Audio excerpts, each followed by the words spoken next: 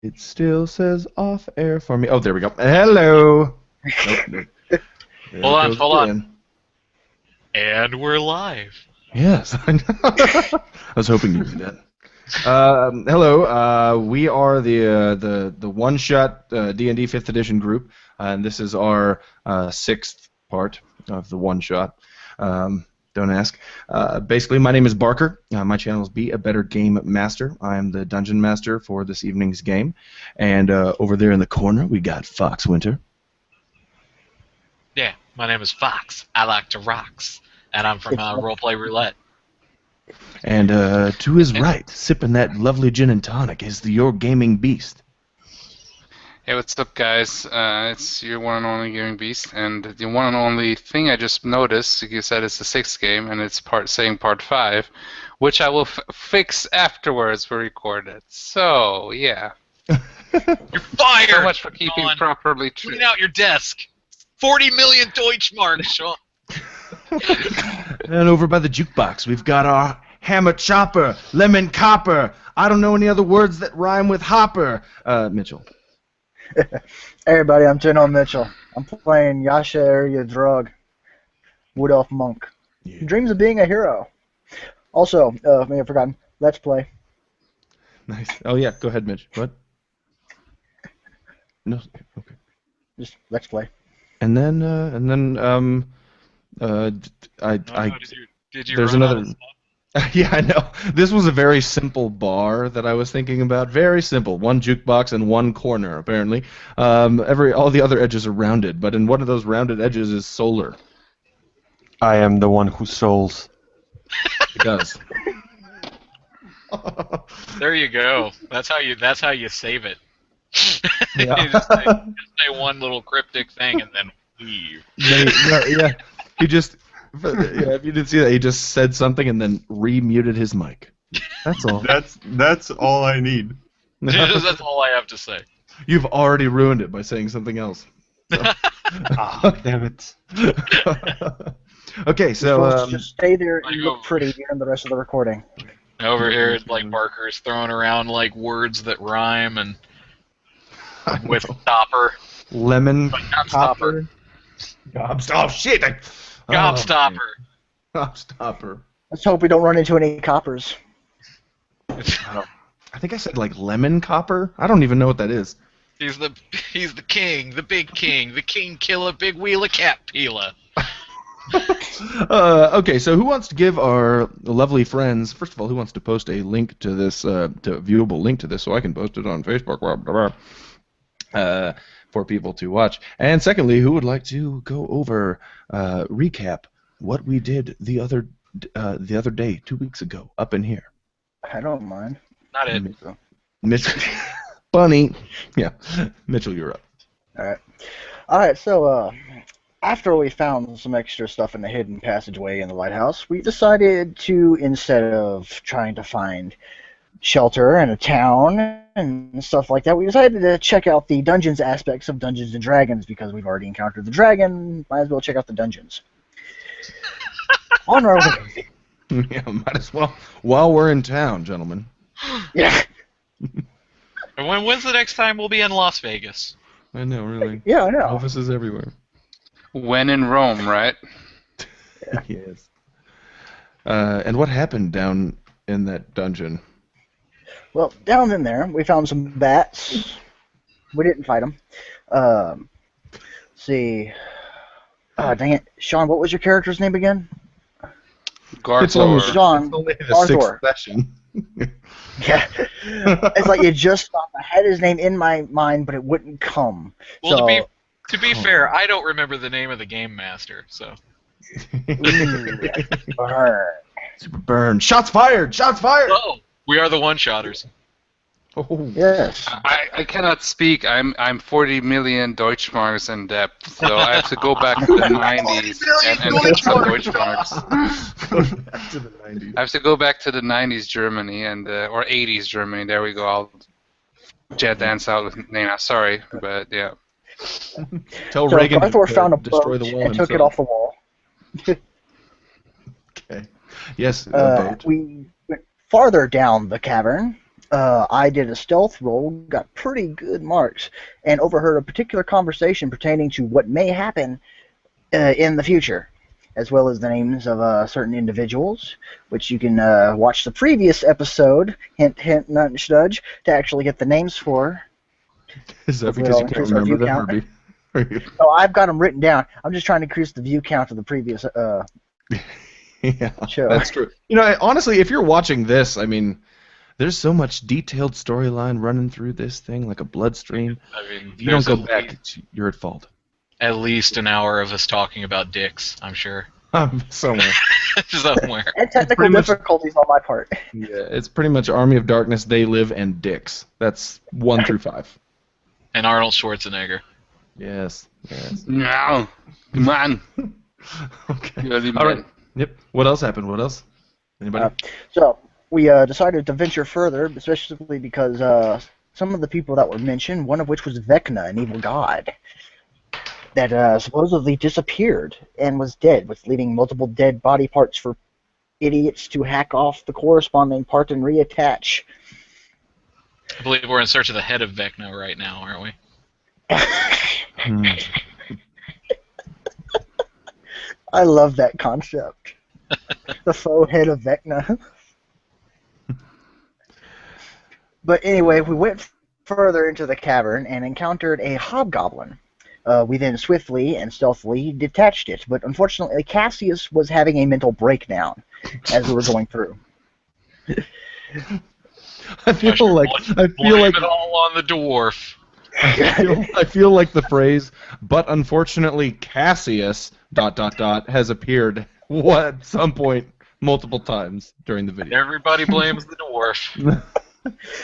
It's not so much because it's the dwarf, it's because he's the insane wizard who currently is decided after Garthor and I went to check out zombies. We found out they didn't attack us for some strange reason, even though we had both failed a stealth check, and they had found us. They just went back to mining. When Wait, we went has back, anybody ever heard the phrase, a wizard did it? Like when there's no explanation? yeah, that's Is constantly Cassius what happens the with wizard HD9. that did it? Now I just imagined what was it, Steve Urkel, when he once blew up the entire town with a nuclear bomb he did? Did I just do that? Did I do that? I'm sorry, continue. Oh, wow. So, after this interesting discovery, we decide to get out of here because there's an absolutely ungodly number of zombies down here mining something. Garthor is the only one who would be able to know what it was they were mining. And unfortunately, we didn't have a time to go over that in character. I was like, but oh my gosh, as we so did, and we were interesting going how to they're not leave, attacking us. Cassius decided to light the zombies up. Because there's zombies and he wants to light them on fire. And he's the wizard. I mean, what more reasoning does he need? So, he lights them up, and that unfortunately draws all the zombies to us. Like, way too friggin' many. So we're now stuck in a life-or-death struggle against the zombies. My character and Garthor are down to at least half hit points. And Helen, in a bid to try and save our bacon, has stepped up and used the Light of Palor to cast Rebuke Undead. And that is where we last left off. And It's actually not all that happened. Well, I don't know. It's pretty specific. But The yeah, Elven Mother was beginning to act strange. that's true. Well, yeah, that was also the episode before. Yeah. More in the most I recent one, I think. But Okay. Yeah, the seeking of the kind of asylum. Do you want to go into that? Well, I think it's like on the beginning of a TV show where you have just a really quick trailer of what happened before. Previously on Lost. And then, I mean, there wasn't enough time for an intro to explain what the shit was going on in that show. Let me tell you that. Okay. Maybe the black smoke was Vecna. By the way, I just want to let you guys know, you did crash land on an island in a way. So. yes. Yeah. Eventually. And there's this evil force screwing with us right now, especially I- our dream. I genuinely feel that this game is more thought out than Lost was at any point in its run. I really appreciate that, but at the same time, I feel like the 4-year-old that wrote a 3-page long story about how the unicorn had a baby that was part baby, part unicorn was more thought out than Lost. I want to read that story. Unibaby. But on the other hand, Green Dragon. I never watched Lost. I watched the other show that was well, not exactly like it, but Heroes. I think we're getting which was anyway. I think we're getting a bit of field. Yeah. Yeah, it's true. It's true. Yeah, you know, we love our tangents. They're okay. Okay, so basically what happened is we left off while Garthor was duking it out with zombies. I believe one actually got to him and tore out a piece. Yasha is taking some blows while dishing them out as well. Cassius is probably like poking a balloon animal or something like that. I'm like, what is this? And or shooting things with lightning. I feel like there's another player here. I had just turned undead, and cross your fingers because I only have this once per day. Yes, you did. Also, the flaming sphere is probably still up, although it's lightning. It is It's this in lightning front of me. sphere, massive sphere. Oh, lightning! And I'm actually going to start this game a little bit in a little bit different fashion than any of the other games. We're going to try something new, and it will basically depend on the person. You're all going to roll a d20 right now, and record the information in chat. And no modifiers or anything. I just want the person who rolls the highest and the person who rolls the lowest to do something for me. Change is scary and change is scary and new, Parker. I don't know if we can good grief. Are you Seriously? Of course, everybody rolls 18s. Okay, so the three of you that rolled 18s. I think Solar rolled an 18, but erased a little bit of it. And it became a 13. Clever. That's what she said. Anyway, go ahead. Okay, so I'll settle this. I will settle this. Okay, so Solar, you're going to be playing a character named Aaron Ellington. And that would be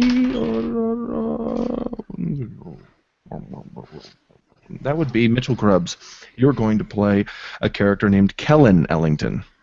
You are two boys who are camping out. Two young teenagers. I like where this is going. Who are Bow chicka bow wow. Well, shit. I guess it's got to go there now.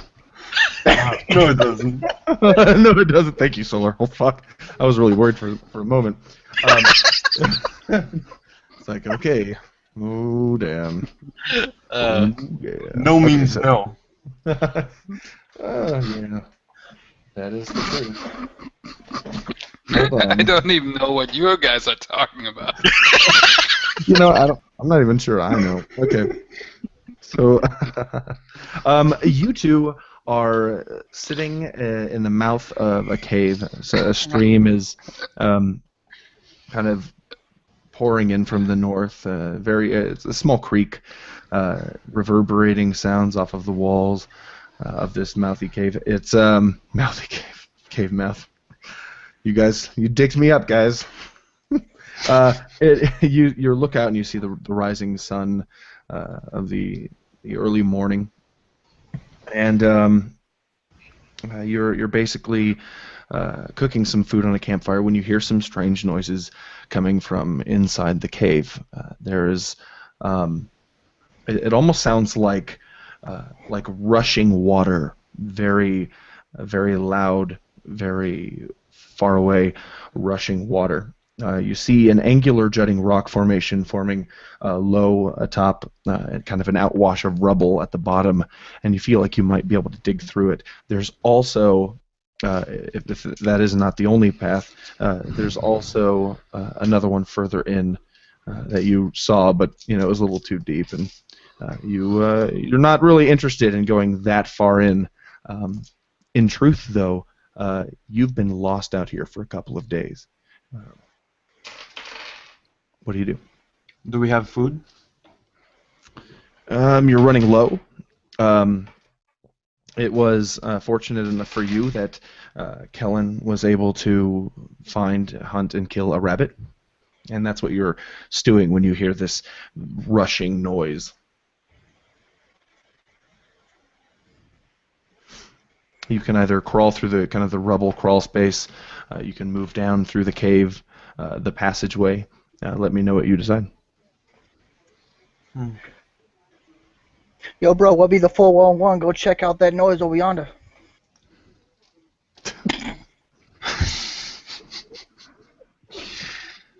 Which one of us is the older? Say again. Which one of us is the older one? The older one was Aaron. All right, Aaron. Well then, I suppose I'll try to come in closer and before I make any moves, see what I can see and hear. Excellent. Okay. Just yeah. Get a closer look. What a safe Yeah. close look. You go in, and actually, there's you begin to hear screams coming from inside, and you're reminded of one of the initial reasons that you even came out in here is because your little brother, he came out to play maybe a few days ago, and he never came back. So you hear some screaming voices from the back of the cave, not at all ominous. Probably someone playing a Rush record. Does it sound like male, female, old, young? It sounds like a male. All right, I'll try and rush into the cave. I don't really know like how prone Aaron is to You tell me. how agile he is. Okay. I'll say Aaron is not very quick, but he's sturdy, he's strong, he's the stereotypical older brother, and he'll try and I actually can't decide. He'll just stand there for a little bit, not sure what to do. Okay, that's fine. A little pudgy kid. The sounds begin to get louder and louder, and we'll switch over.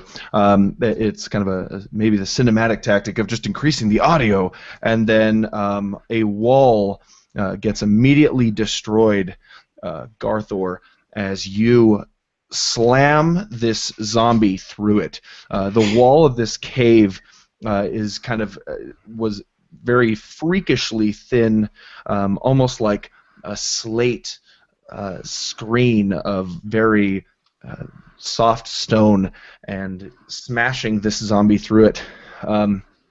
He looks very peculiar for a zombie. He's got a red bandana around his head, and his entire left side has seemingly expanded like a bubble. What do you do? Okay. Wait. His entire left side expanded like a bubble? It's expanded like a bulbous mass. Okay. So I smashed him through the wall, and now he's expanding to a bubble. No, he was expanded, and you smashed him through a wall. And he's the only zombie there? I was just fighting other zombies. Yes, this Right. is one of the ones that you were fighting. So you are I don't know, you tell me if you're on top of him, if you just threw him through and now you've turned back to face the other zombies. If you're on top of him, you know that there are others behind you. It's up to you. Well, I let him be. I maybe take my sword and poke him, see if he blows up. Okay. It just it fizzles out like the air in a balloon, and this rancid smell just fills the air. It occurs to you that the methane has just Wait, I have a great disgusting. wait. By the What? pungent by the pungent farts of the Qui-Gonus demons behind. Phew. and I throw away the thing, and I'm like, "Sheesh, it's almost as bad as my uncle Joe's farts." And I face the other zombies. And I attack Nice. them. I love how Garthor has an Uncle Joe. Why not? It can't be always by the something. It has to be sometimes just very down to true. earth. His full name is Joe Thor. Joe Thor, yes. He hangs out with He-Man and Man-at-Arms, you know. Awesome. They will are. There we go. Okay. So yeah, you turn. Okay, go ahead. Yeah, I turned and faced the other zombies and attacked the closest one. Okay, excellent. So the zombie that you're checking out right at this moment is babbling this nonsense and childish words quietly while he's moving towards you. Just it's like he's humming. He also Garthor is definitely creeped out. Yeah, he also has an axe wound to his face that's gruesomely splitting his skull. You can see part of his brain. How do you attack him? I just chop off his head so he can stop babbling. So let me roll. Should I roll attack? Do it. Yes. Okay, not very good. I roll a 4. Okay. Would you like to use your plus? Yes, I would like to use my inspiration. This is a good idea. I have 1. So cool. I think you can only have 1 at a time, right? So. Yeah, but I like to. I allow for multiple ones, and you can use them kind of like a fate point. We'll talk about that later. Right. A Benny. A Benny, yeah. Or a drama Benny's. point, or whatever you want to call it. For sure. Okay, I rolled an 18, so it was worth it. So I get a Excellent. plus 5, I believe, and yeah. Okay, cool. That was excellent. Go ahead and roll damage for me and tell me what you do. 23. You're cutting his head Okay, clean off, right? So stop from my mumbling. damage was, I think, 1d10. We haven't played this in so long. I have it written down here. 2d6, right, okay. Plus your strength modifier. Which is 3, so I get a 4, 3, so 6, so 10. I do 10 damage. All right, excellent. You cut his head clean off. Sadly enough, for your ears, he doesn't stop the babbling. He babbles away endlessly as his head is now decapitated. But he is not. He's no longer coming at you. Right. Would I still have a? Could I use my minor action just to squish his head with my foot? Yeah. Okay.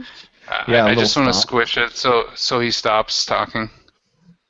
He does. He stops talking.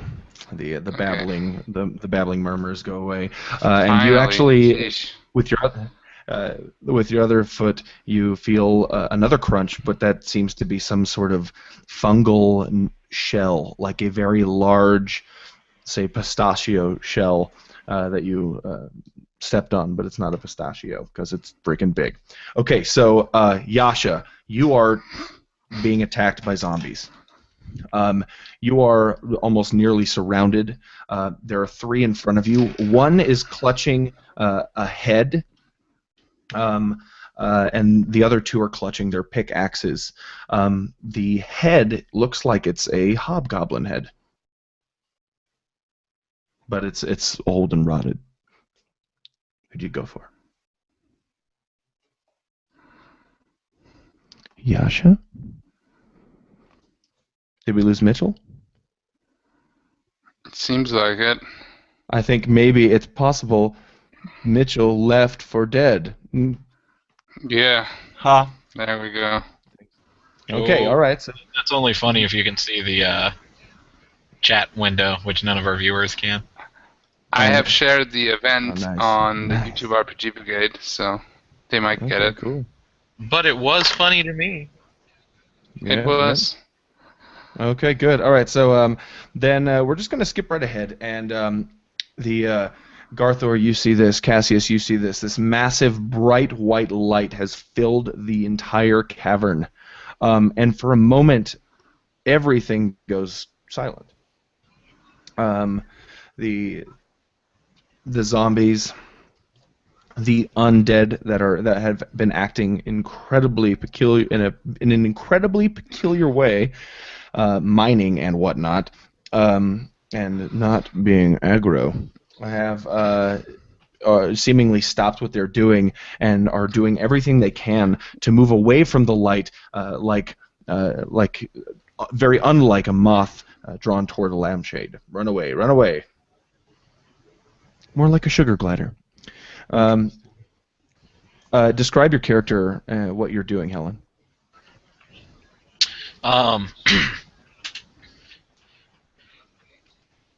Helen is standing holding her shield aloft so that the symbol of Palor faces the bulk of the zombies, which glows brightly, but in no...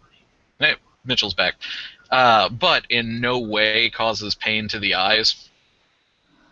It carries with it the warmth of the sun, and a soothing wave to anybody who has life. To those without life, these abominable facile undead, they're driven away in terror.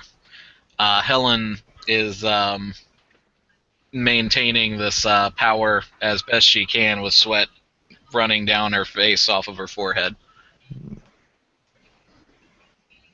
Nice. The sensual, soothing warmth. I hope it's not sensual. Is filling your loins right now, Garthor. Jeez. Garthor has a bulge.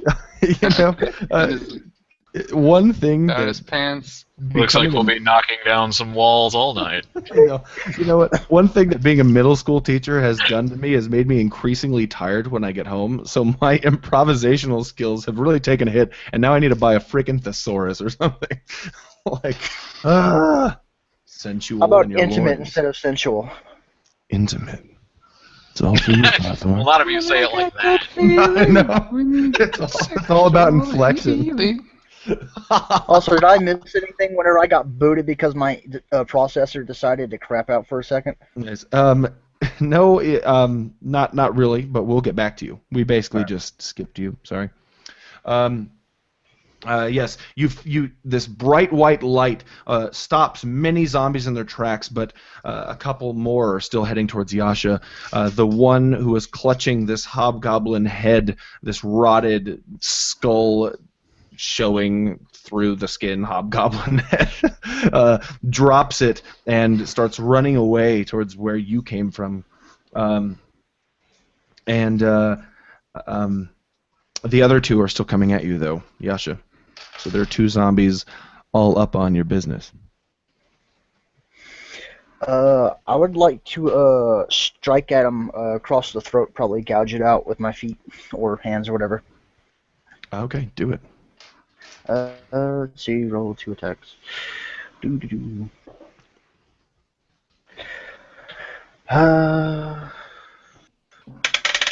First attack is 8 plus 6, that's 14, and the second attack is, that probably didn't hit, that was a 9.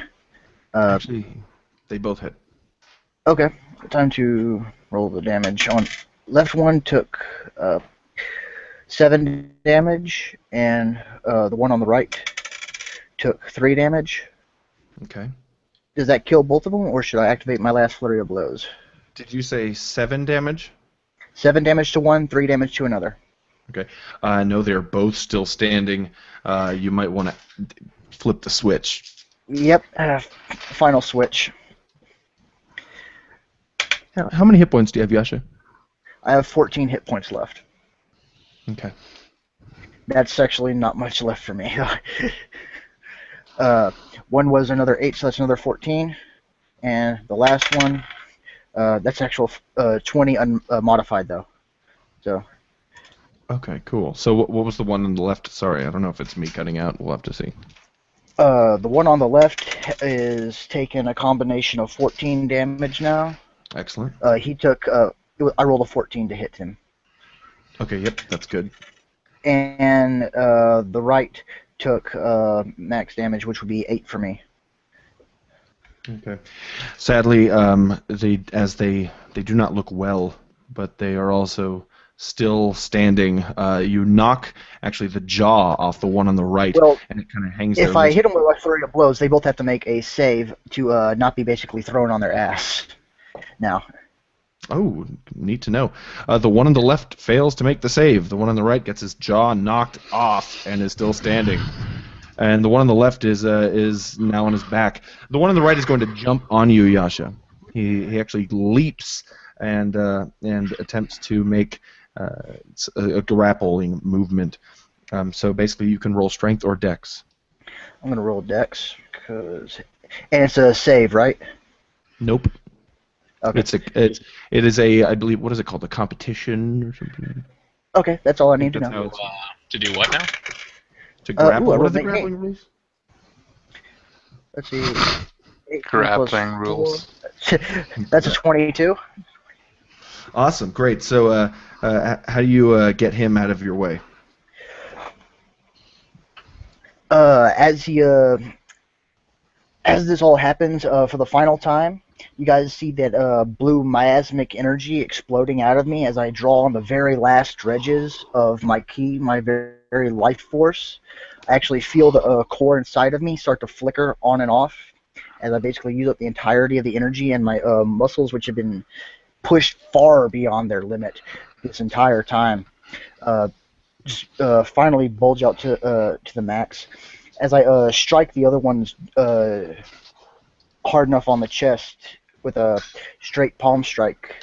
Even though it caves it in, it does launch him back, but he doesn't die.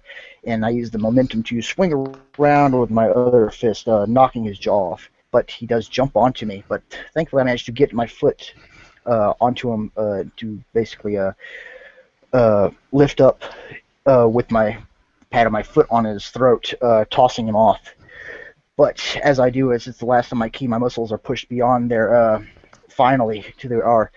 Steam is starting to billow off my body from the increased amount of energy I had produced, and numerous veins across my arms and my legs explode, launching blood all around me as I bite my teeth badly and slump down a bit, trying to gingerly not move as my muscles and tendons are all kind of ripped and pulled in places, and veins and blood vessels have exploded. Excellent. As all of this is happening, you are keen to note that the one that you knocked on the ground is attempting to scrounge to your feet and take a bite out of your Achilles, and he misses. I don't know how you could probably coup de grace him if you'd like. Yeah, I'd like to. It's a coup de grace. Does that work in this one where it's an automatic hit and automatic max damage in Yeah. 5th edition? You know what? For me personally, I think my rules are if you can coup de grace someone, it's death. Okay. So, in this case, at least, it's death.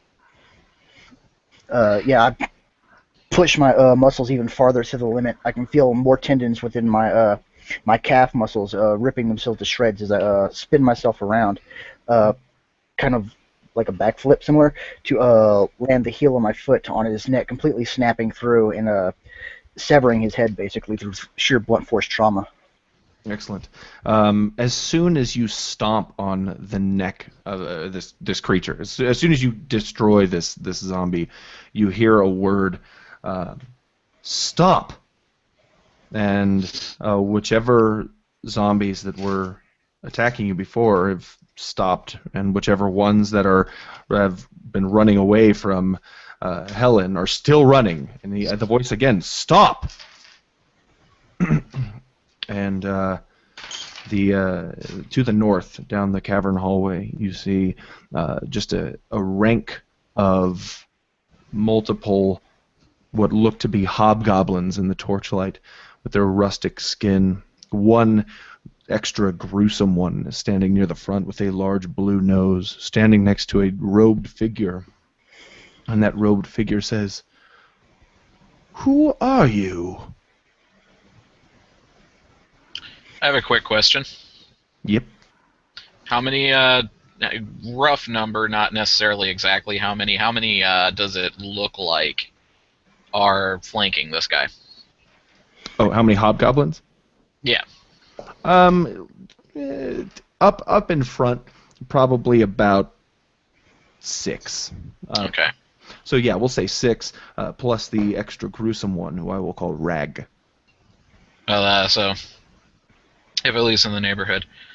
Before I answer, healing word on Yasha. Excellent. Yasha looking weak, and his muscles are tensed, as you know.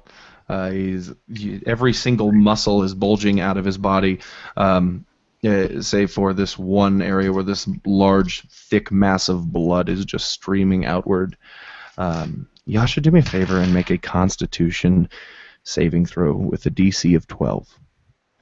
Is that before or after he gains 8 hit points? It can be either. It is unrelated. But go ahead and gain your 8 hit points, Yasha, and then make that saving throw. Eight strong. Okay. For kind of my constitution, that was only a 10. I did not make it. Okay. So, Helen goes over and heals Yasha up, and your skin magically kind of folds back together with these innate stitches, and the muscle tucks back in. The sinew replaces itself where it should be, and the pain is agonizing. I just kind of slumped down a bit more. In more blood, I basically just not so much vomit up, but force it out of my stomach from when it had pulled from the stomach lining and blood vessels within there popping. Just and just, as a blood like covering my body, some trails sticking out of my mouth, a few coming from the top of my head. I can't even answer these guys' questions. My throat's kind of torn up. Cassius, you notice strangely that this person, this kind of robed figure, this mysterious dark figure in the cavern, he's actually dressed pretty similarly to you, and that arcane aura you were feeling earlier in the cave is emanating quite strongly. Only from him. You cannot tell the direction, but you can assume so. Okay. Cass will make it look like one of his arms are sparkling that electric energy, and he will strike a heroic pose and say, "I am a wizard." And his face looks to you. Really? Interesting. And then Rag speaks up. "Sir, they're obviously Darakas infiltrators." "I am not the Ruckus," says Cassius as the sparks fly towards the other hand. Okay, we're not the Ruckus. I mean, I am not. Either way, they have destroyed our stock. Stock? You call that stock? Did you also kill these people to change them into these things? Watch your tongue, big man. You come here and see if you can shut me up. He begins to pull out this massive sword, and the dark figure, he puts his hand over and kind of clutches his arm and says, "No." And I put my sword threatening towards him in a aggressive fighting stance. This figure actually looks to him and says, "Rag, no. Trust me. I have spoken with Vecna, and he has told me that we would be receiving these wondrous visitors."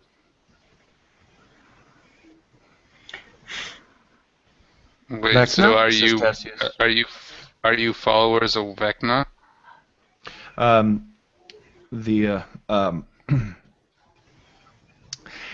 The dark figure says, "The Almighty." Yes. But the hobgoblins don't look so amused. The Rag especially is just looking vicious, and he says, "You know of our customs. At the very least, they must stand a challenge." Do me a favor, please, and anybody can make an intelligence check, a history check, or a nature check to see what that means. Okay. Can I make an insight check? Yeah, for sure. Cool. I will just do an intelligence check, I guess, since I don't Okay. have any of these skills. Would So I just roll a plain old 10, unmodified. would religion be applicable? Sure. Yeah. Actually, yeah. Make a religion check. Cassius will make an insight check. Garthor will be making the intelligence check, and you got a 10. I'll make nature. Do it. And when you post your number in the chat box, just to remind me, write down what you rolled, like what type of skill, because that will lead you to the certain type of information.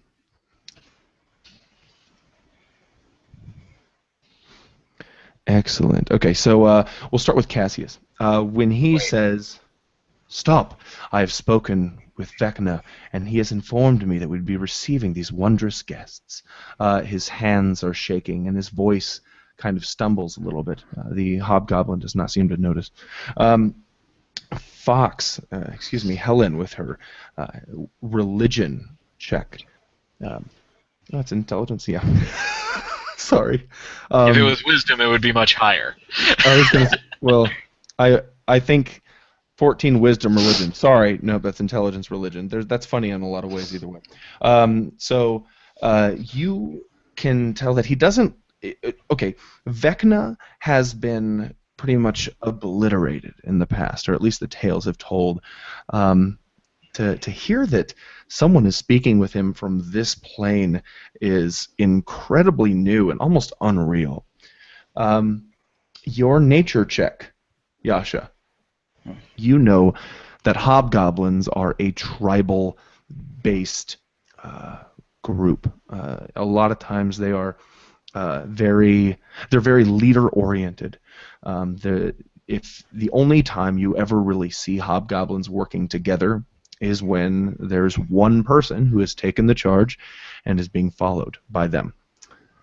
You know that a challenge is either a duel with one of the hobgoblins or their leader, or some sort of trial by combat in order to test one's value, and they're very they seem to be mandating it. From the rear, you hear more footsteps. Clang, clang, clang, clang, clang. Garthor, your intelligence check wields no intricate results, though you note that some of these hobgoblins look look slightly different than others. Some near the back have longer, more spear-like ears and are very pale. While Rag in the front has the standard rustic orange skin of a hobgoblin. It looks like they are maneuvering to surround you, and the dark figure says, "Very well," and he looks to, I would say, Helen, because Helen is the closest, and says, "You will stand a challenge. And upon completion of the challenge, you will be set free, and we will discuss all that the great Lord Vecna has to offer." I think that should be a short conversation. Of course it will, because we all know that Vecna is short and to the point. Cassius looks at Garthor and says, "That ought to be fun." I don't know. I didn't agree to enter any challenge.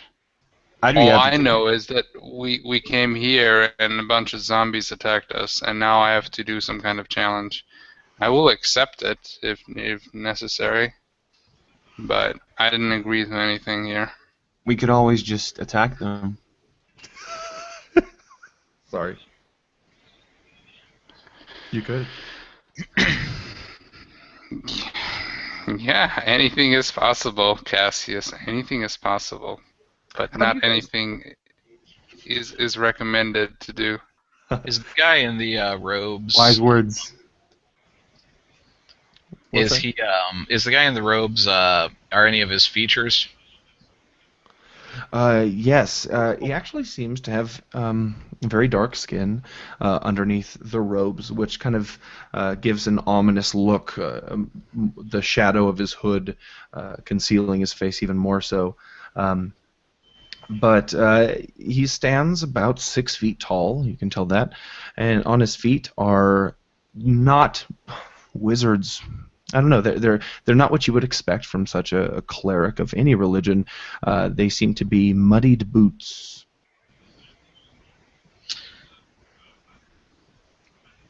Did you say he's a human? He's a humanoid, most definitely. He looks like he just might be a human. Garthor, you hear a voice speaking to you in your head that says, "You are all going to die here. You can do this." And you see the hooded figure kind of look at you, Garthor. I'm like, what kind of sorcery are you doing? He looks to Rag and he says, "Well, we shall escort our I lovely look guests." around for the source of the voice. I'm not quite sure what has happened right now. But it doesn't really come back. The voice, you don't hear it again.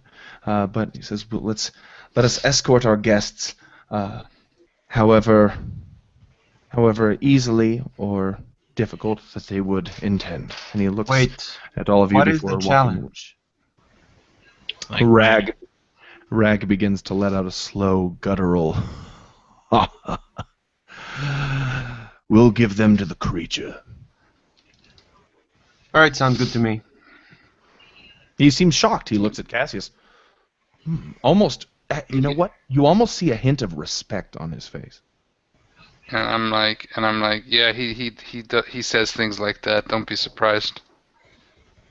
like if that's to be the way things are, then let's get it over with. I have more important things to deal with. And I was kind of lock eyes on the priest of Vecna. Yeah. I'm just saying. I'm sorry. I have Well, more I important just- things to deal with than hobgoblin toys. Cassius is giggling to himself. He's ready for a fight. I'm like, we can do your challenge right here, just you two and us, but I'll be willing to fight your pet or whatever it is. Awesome. They clean you up really well. The hooded figure is not around, but after cleaning you up very well, and everybody can regain a total of 8 hit points from having actually very cool, clean water, up to your maximum hit points, of course. It's nice to be kind of taken care of in a strange way. But after washing you up and removing... No. They wash you up and they escort you to what looks to be a very large circular chamber. It looks like it's naturally formed, but it's obvious that there's nothing like this in nature that could be natural, because it's just too perfect. It looks like a circular arena, 75 to 80 feet in diameter. And there are 2 doors, 2 large metal doors on either side of the arena. They're plated, and everything looks very fresh, forged, really perfect metal. And you are entering this chamber through one end. At first they kind of prodded you, but it's like I said, it's almost like they sort of respect you for accepting this challenge and not running away like those elven wusses. No offense. Barker, quick question. Did this cleanup count as a short rest? Yes, it did. Okay. Cool. And you see little. You're standing on, in front of the door. As it closes behind you, and you see little light, spots of light surrounding the floor. And you look up, perhaps to the source of the light, and Helen would be the first to note that the moon Devilia is out in full and is shining through the top of this room. There have been tunneled, small, tiny little holes expanding outward, and it has created the beautiful notion of stars on the floor. Around the room is going to be something to keep people from standing up against the wall. I don't know whether that's spikes or any other sort of traps, but I'm actually going to leave it to. I'm going to leave that to Mitchell to decide. What is along the sides of the arena to keep people from backing into those spaces and trying to hide or burrow or whatever? We're in a cave still, right? Mm-hmm. So I'm going to say it's naturally manipulated stalactites. Excellent. Cool. You see dried blood on the tips of those stalactites. You actually even see a rotting corpse on one of them, but all of its bones have been cleaned off by very finicky teeth. And soon you hear the sound clunk, clunk, clunk, clunk, clunk, clunk, clunk, clunk, clunk, clunk, clunk, clunk, clunk, and the door on the other side of the arena begins to open, and out of the dark a small, frail man gets thrown in with you, and he is just weeping, and then boom behind him, and he kind of cowers in fear from you and backs away as much as he can back toward the stalactites. Roll perception. Perception? Yeah. I don't have perception as a skill, but I'll just roll basic. Yeah, then wisdom. Yeah, sorry. I'm so used to 3, 5, and 4. So yeah, roll wisdom with perception. I got a wisdom check, so I got 12. 12, excellent. That's a 15 from Fox. What'd you get, Mitch? Oh, snap! Mitchell. Cassius isn't paying attention. Cassius is raising up his orb, and sparks are flying off of it, and he's screaming, "Ah!" And he seems really, really eager and enjoying the moment. All right, cool. I love it. He's going. It's a party. He's going Super Saiyan. There we go. Oh God. Yeah. Okay. So. First of all, by the way, I failed a wisdom check earlier today when I grabbed the Pinnacle cookie dough flavored vodka. For the record, ladies and gentlemen, viewers of all ages, hopefully 21 and older, unless you're not in the United States, the cookie dough vodka is the worst thing I've ever tasted. It should be the feet flavored vodka, and yeah, so Sounds horrible. it's the worst thing ever. My spouse talked me into picking up Pinnacle cheesecake flavored vodka because it was on sale for a very, very, very few number of dollars. I think only like 5 or 6 for a fifth. And I would describe drinking that as choking it down. It's really bad. I did that with the Tennessee Honey Jack Daniels. It was absolutely horrible. Oh, I actually like that. Me too. I love the Tennessee Honey. What's wrong? Mitchell's hardcore. I do prefer it just, neat. I just like just straight whiskey. Yeah. For sure. All right. So, you notice, Yasha notices that this frail man, all his muscles are showing, not necessarily due to his muscular frame at all, instead due to what looks to be a malnourished figure. He has greasy dark hair down to his shoulders. It looks wet with sweat and not seeing the sun. And on his left shoulder, you see 3 marks. It's actually 3 vertical lines, symmetrical and parallel, down his left shoulder, and the center line, the middle line, extends down a little bit further than the others. And you see that, and deep down in the abyss of your mind, a memory is reignited. There was a farm that you were once at where members of the Durakus Empire were there to collect slaves for a slaver ship leaving for the Gracewind Archipelago.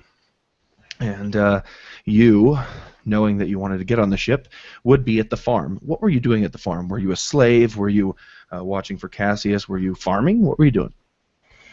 I was probably going to try and either blend in or try to sneak on board is what I was going to try to do. Since I technically wasn't in cuffs or anything when I was put on board. Oh, totally. Well, you are. They're collecting these slaves, and you see one slave in particular being whipped by this Durakus soldier. And the soldier looks over and says, "Corporal." And a man looks, and a younger man, face filled with the fury of inexperience, not the fury of experience. And he says, "Corporal, beat this slave into intelligence." And the corporal does so over and over again. And on the left side, the left arm, you see his rank insignia, which, of course, in the Durakus Empire is tattooed on the left shoulder, just kind of like, actually more like the left deltoid, and in black, just jet black rank insignia. And you see that on this man, if you can even call him that, sitting there before you.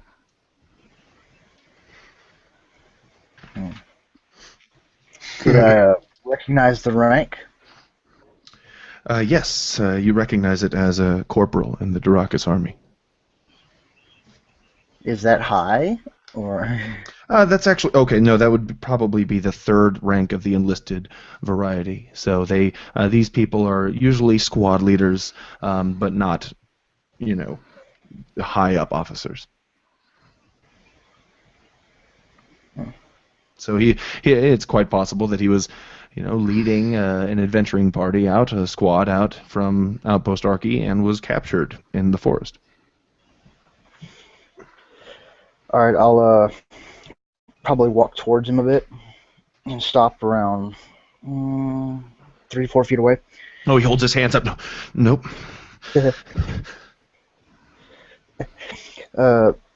And breathing a bit heavily still from my particular experience from damn near killing myself from sucking the energy out of my body. And just say, Durakus, what are you doing here? You should get away from me. And right when he says me, you hear the cracking of bone structure, and you see his entire leg from the shin, right in the center of his shins, just snap forward. In a disgusting, agonizing scream he lets out, and he just is inside of that scream, somewhere in an insignificant tone, you hear what sounds like the birth of some sort of roar. Out of his hands begin to draw long claws, and his small, raggedy clothes, just a small loincloth that he had, begins to kind of unlace at the seams as his hips grow larger and larger and larger, and his feet are now where the bottom part of his shin was, as massive fangs begin growing out of his mouth. I would like to leap away. You do so. Yeah. Cassius calms down a little bit and he turns around and he says, "Did you say Durakus?" He says, "No, stay away from me." Still. And then he no longer speaks. I'm gonna just Cassius, burn it! I'm gonna start walking towards him, bringing my shield up. Are you sure? The shield reflects the beautiful lights of the full moon of Devalia above. I lift my sword and I just go in a very aggressive weapon stance towards him, and I'm like, By the beasts of the abyss, what manner of witchcraft is this? I'm gonna throw a fireball at it. Okay, everybody roll initiative. You know what? That's funny. That usually Oh, that's wait, usually how you're- combat starts. I'm gonna throw a fireball at it. I was about to say. I was about to say a fireball. That's third level. No, I'm I- sorry. It's called something different here. It should be level 3. Firebolt. Firebolt, yes, thank you. I I always was call about that to get fireball. worried because a fireball is a huge AOE, and then I was like, wait a minute, Yeah. I think you're an evoker, so I'd be okay. Yeah. Yeah. Excellent. So please post your initiative We could roll be in the knee deep chat. in zombies, and he tossed in a fireball. We still wouldn't get even a lick of the flame hitting us. It's a super cool ability. It Yeah. used to be able to get it at like level 18 if you were lucky in 3.5. Sculpt spell. I'm not rolling Yeah. initiative well, am I? Yeah, in Baldur's Gate, it's always interesting. The fireball is only useless as the first action, because afterwards you have all the other guys in there in the fight, so you cannot use the fireball again. Same with lightning, and lightning is even worse because it ricochets off the wall. And Also, talk about that a sculpt little spell more. fireball is freaking insane. Is everybody else? We're still level 2, right? Level 3. Oh, we're level 3. Yeah, Yeah, I we're level- just got my champion spec, or how you call that, Archetype. archetype. How does what is it, resistance, or if someone is weak to a certain weapon or immune They to take certain double If they're damage. vulnerable, they take double damage. Resistance, they're- they take half damage. Yes. Excellent. Good to know. Very simple now. Yes, thank you, wizards. Thank you, Merles and Perkins. Yes, Yeah, man. specifically. Totes. It's much better. Mitchell- legit, bro. Totes my goats. Mitchell, is that your initiative? That 16? Yeah, the 16's my niche. And Nish. I think for some Are we in reason the Brahm? yeah, Are we like the characters of Far Cry 3? we've all become bros. So should I assume that I'm supposed to attack the last then? Well, you Actually, probably have surprise you could- round, so you could presume so. But yes, everybody can. You're all going first.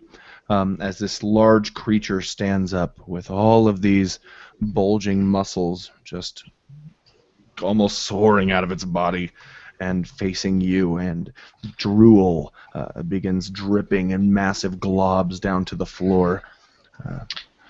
Mitchell If you has don't already know what it posted is, you can roll for initiative yet. nature. Just saying. What's that? Mitchell? Yeah, he posted a 16. Okay, sorry.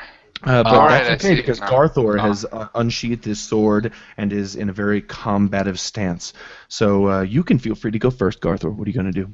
Yeah, I've never seen does a beast like that before. So Doesn't Solar, didn't he already declare an action? Yeah, I'm fine with him going first. Well, okay. Well, let me ask you guys what you would do. That told me like, okay, everybody roll initiative because Solar wants to throw a fireball, which makes sense. Now, should he go first because he thought of it first, or should that be okay? Let's all roll initiative and then go. And I think Arthur thought of it on first. him tossing his firebolt. So he's actually would have, in the game logic, the first attack. I'm gonna go with Solar. I'm just gonna go with what Solar wants to do, because I can see it can go either way as a DM call. So I'm just gonna go with what the player wants. yeah, That's sure. that is to say, that's my suggestion in the situation. No, I'm gonna. Yeah, I agree. So the fireball, or is it a fireball or a lightning bolt? It's actually a lightning bolt, but it's called a firebolt. So. Okay. Crazy 17. I don't understand the logic of announcing something before we roll initiative and then that person gets to do their first thing. I don't understand that logic. Surprise I don't round. want to be interruptive in the game, but No, I that's where my thought was, because I actually didn't think there would be a surprise round here because everyone knows everyone is here, and the creature used that. Yeah, that makes sense. Grew Well, I was into going to say, if you were going to allow it a surprise round, it's because we've got a big build up going through the transformation thing. So basically, that leaves us either giving it time to fully wolf out and get all of its abilities, or not Dragon Ball Zing it and attacking it while it's still vulnerable. For sure. Well, you know what Yeah. I will say then? I will actually do a mixture of both. What I'm going to do is because it was kind of morphing, it was changing during this whole period, I will give. I think it's a good idea to give Cassius the surprise round, and then immediately after Cassius's move and attack, we'll go at the top of the initiative order. I like that. Okay. Let's just do that. Cassius, what do you do? Are you cool with that, Solar? I don't really care. I still think Garthor was gonna attack it about at the same time, but whatever. Okay, we'll give you guys a surprise round. No problem. Go ahead, Garthor. You're first in the initiative order. I'm fine with Solar going. I don't understand the logic of this. I don't know this rule of surprise round. Like, Yeah, is it like A surprise round is when you get the drop on somebody. So but he didn't sneak up. Like I heard that as like that would be if somebody would sneak up, then he would be on the top of the initiative. Transforming.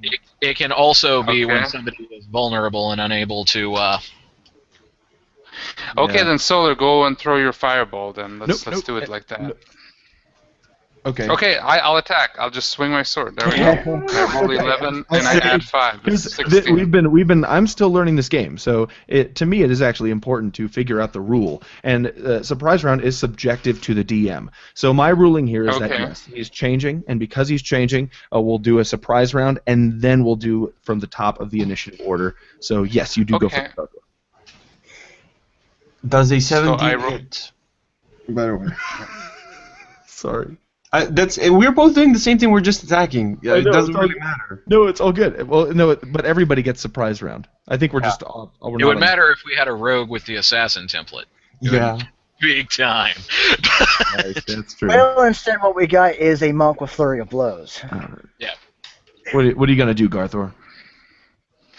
I rolled an 11 and I add 5. It's 16. So that's my attack. I swing my sword. I try to hit it as it's transforming because I don't know what it is. I just try to hit it from above. Your sword embeds itself in the flesh of this man, and immediately that flesh turns a dark charcoal color and is covered in fur. And as your sword finds its way into his flesh, it finds its way easily, but then something stops it from embedding any further. That is a hit, but you know that it will probably be more difficult to hit in upcoming attacks. But go ahead and roll damage for now. I rolled a 6 and 4. It's a 10 and a 3. It's 13 damage. So almost max damage. Okay. Now, really quick, I always forget. Round down or round up? Usually round down. What was that? I always thought, yeah, round down. It's almost in every game like that. And apologies if I don't know some of the rules because I'm just getting my book now. So It's usually I'll round be down here as well. I think don't know. I think 5e states round down unless it says otherwise. Red. Mm. Okay. All I thought right. it's So always been for every Dungeons and Dragons before, so. a deep. And also other crimson- games, it's always round down. I've seen it. I've never seen round up before. Okay. A deep crimson blood just pours out of the wound. Next is Yasha. I'm going to rush forward and flurry of blows, because this thing I need to kill as quickly as possible since it's turning into an eldritch horror. So, it's 19. Let's see, 19 plus 6 is 25. Second attack is 19. Okay. Third attack, I'm pretty sure I missed with that. It was only a 10. And a 16 for the fourth attack. 3 of those hit. All right. The first, the second one, and the last one. All right, let me pull out my 3 of my d6s. What are we playing? Exalted? That's how monks I mean, sorry, are, not man. It's three. like, let me roll all my 3. dice, and all I hear is a.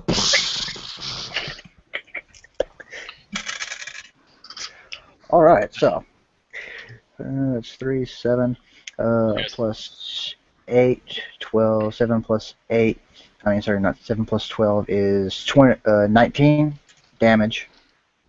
Excellent. You knock one of the Also, rear he makes fangs two. out of his mouth, and it kind of dribbles along the floor. And he what? He makes 2 reflex saves or be knocked prone. I mean, knocked prone. Now, okay, yeah, no problem. 2 reflex saves. DC 8 plus 2 plus 4, 14. Okay, the first one he makes the save. You know what? He made both saves. The first roll was a nice. 19, and the second roll was a 17. And because I'm not on my camera, I will have no problem using the roll app if you guys want me to. So it's up to you. Since you're not It using wouldn't your show it camera. anyway. Yeah, we won't be able to. Exactly. But I think we trust you. I definitely do. So. Whoa. Yeah, it's cool, dude. Also, you're the dungeon master, so whatever you roll doesn't matter. It's what you tell us. Yep. Yeah. What? Is that like Gary? Okay. You have executive power. If you wish to, you can fudge the rolls the entire time this game is going on. That's true. All I do is just drop. This is not even a die. This is like a piece of glass, and I just drop it every once in a while and give you a number. Yeah. It's one of those little beads that you get out of the bottom of a fish tank. Yeah. I use for my magic tokens. Whatever. Oh yeah, those. Yeah, our characters don't mean squat. Parker's trying to tell a story. Our characters can go to hell. I love your characters are the story. You have told this story more than I have. So, and that is the truth. Okay, so great hits, Mitch. Great hits. Okay, next is Helen Delotier, who's backing up with her shield still up. Oh, I was actually approaching him. Oh, I thought you. Okay, my bad. No, I said Just I was walking. quick. Mitch's greatest hits. That's it. Nice. And you're up.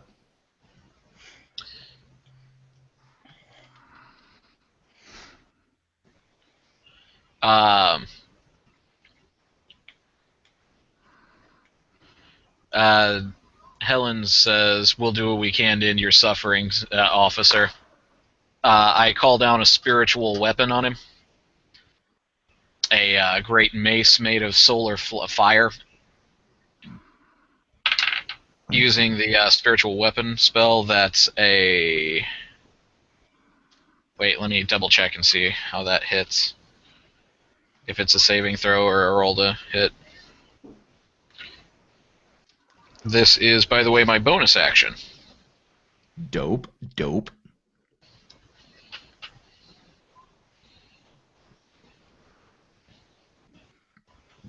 Here we go.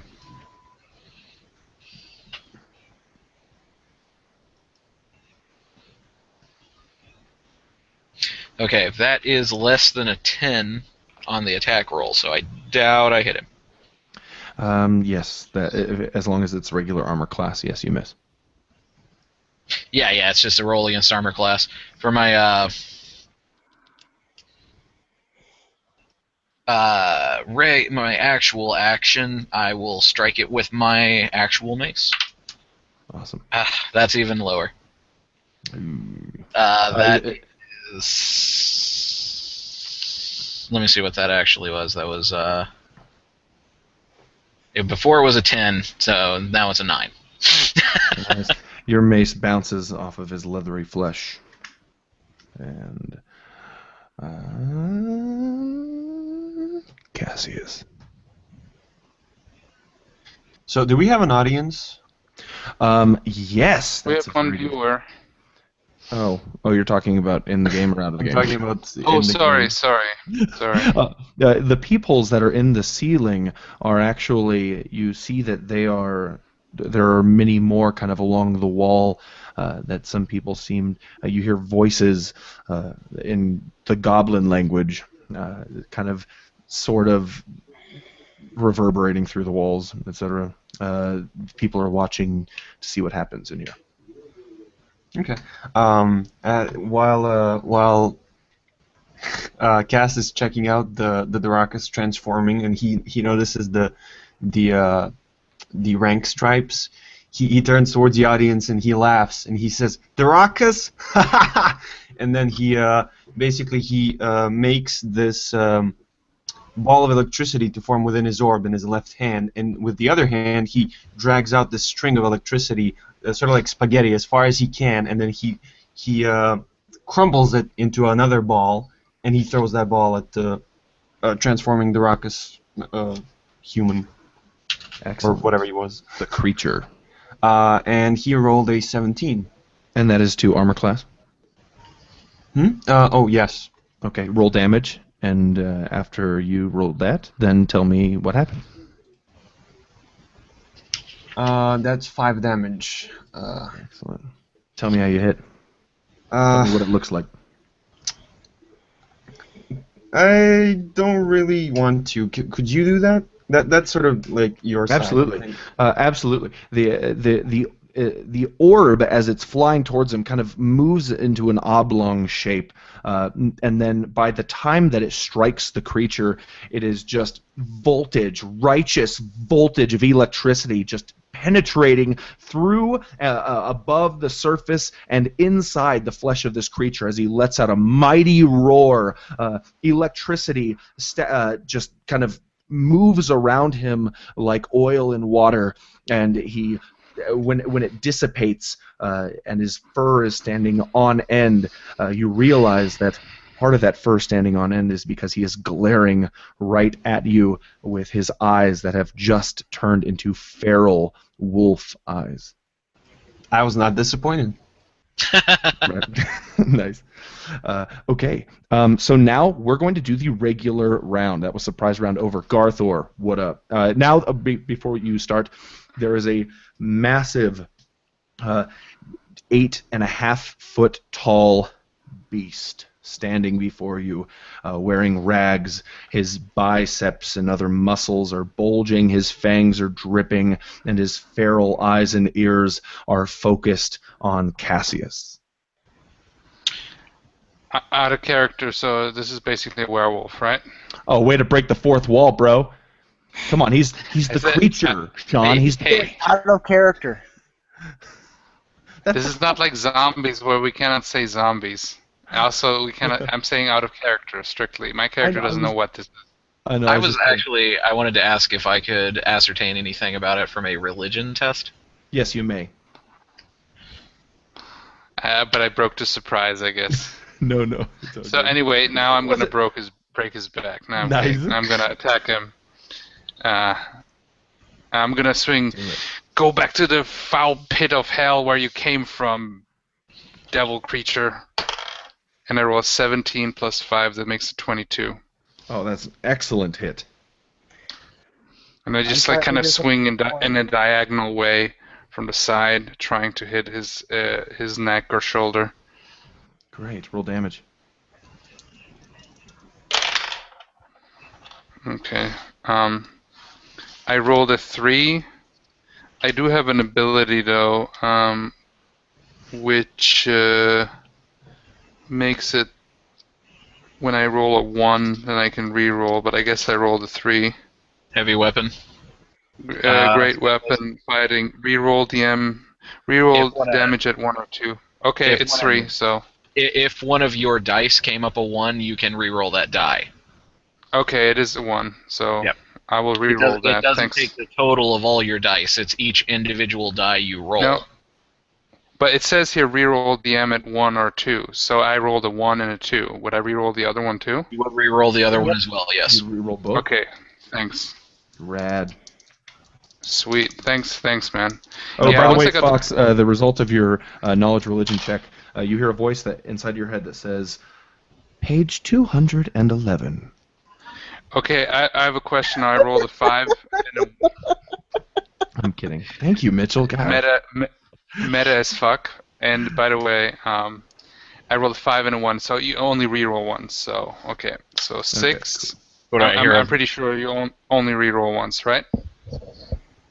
1s and 2s on your. You only. You have to no, pick whatever the one second pick- roll is, no matter what it is. Right. That's what I thought. I'm just making sure. So I 6 and 3, so I have a 9. Excellent. It was worth it because I got a 5 the second roll. It's I got totally a 1 on the other one. Such a good ability. It is.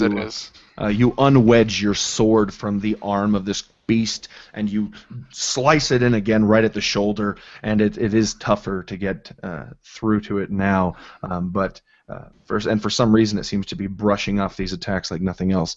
For some reason. Yasha, you have just got done socking the hell out of it. What do you want to do now?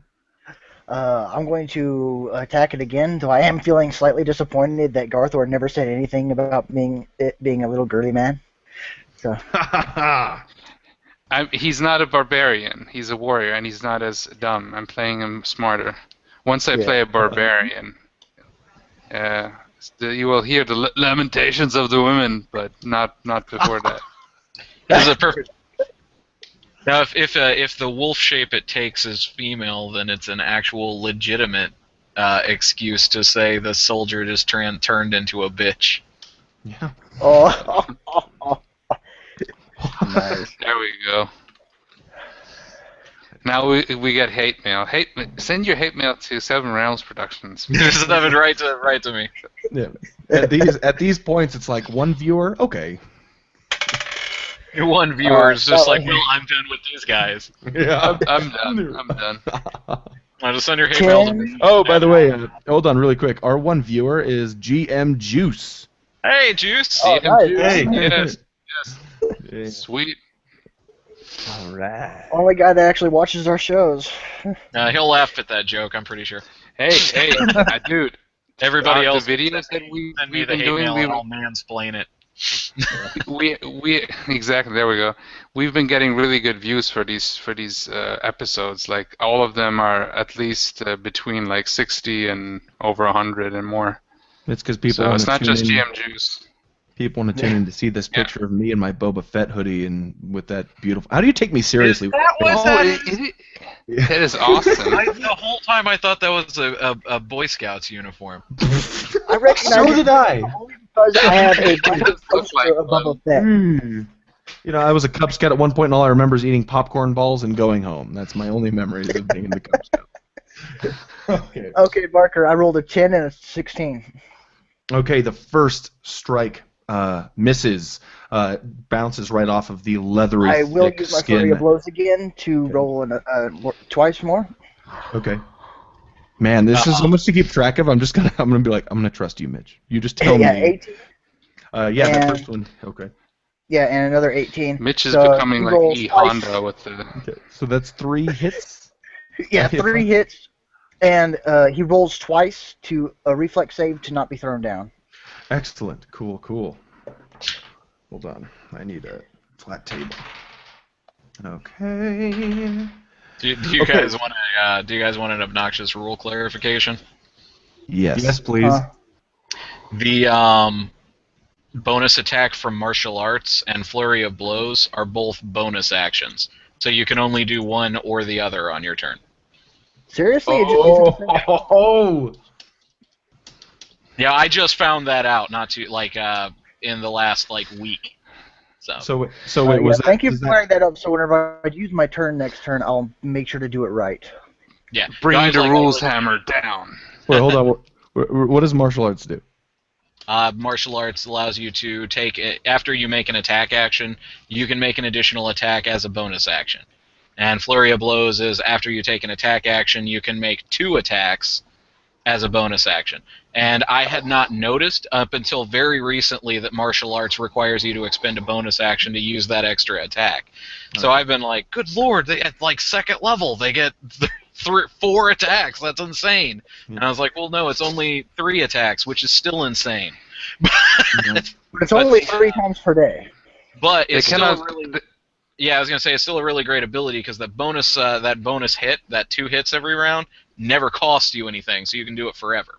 For sure. Well, what It's is the nothing but a bonus ability action. that? Well, it cost me 1 key point. I only have 3 of those. Now, flurry of blows cost you a key point. The bonus action that you can use from martial arts, where you can just pop twice, Yeah. that's free. All you got to do is use the bonus action. No. What is the ability that requests the reflex saves? What's open fist? Yeah, monastic tradition, open palm. That's very interesting. Hold on. Oh yeah, open palm. Super good ability. You can also Oh, for sure. attempt to knock him down and attempt to take his reaction away for the turn, which is amazeballs. Well, we're so low level, Amazeballs. we don't have any reactions except for attacks of opportunity right now. Well, he That has should be he might have a reaction. Okay. Amazeballs should be a candy. I'm just saying. It should. Yeah, it's something Well, I'm else. just trying to knock him down right now, so I'm going to use both of them to knock him down. Mitch, I can't remember the DC. He rolled a 16 and a 14 for his reflex save. Okay, the 14 didn't make it because the DC is 14. You'd have to beat it. Unless that's actually your house rule, where if he actually hits the DC, he makes it. Okay, well, actually, no. That's the core rule. Is that's the target number is always the number you have to get or higher. So he Okay, he that was succeeded saucing me up. barely. You're beating him and knocking him down, but he actually remains standing. Very very fortunately, you feel like you did some damage. He takes 21 points of damage. Excellent. You feel like he should be in more pain than he actually is in. He did take damage, but you feel like with that power, I mean, you've knocked people into the next plane with hits like that before, and he is brushing it off, no problem. Say And his hello eyes to are- the Elysian Fields. Yes. His eyes are fixated onto Cassius. Helen, you recognize the moon above, and you see its glistening, and you remember the rumors of old of the worst curse in modern existence. I remember you talking about that particular moon early on in the setting. Reference. One of the first or second, I think the second game session, you were talking about the two moons and how one of them is associated with lycanthropy and the other one isn't. One's also bright red, I think. Yes, one is bright red, and actually one is more golden, and this is the golden one.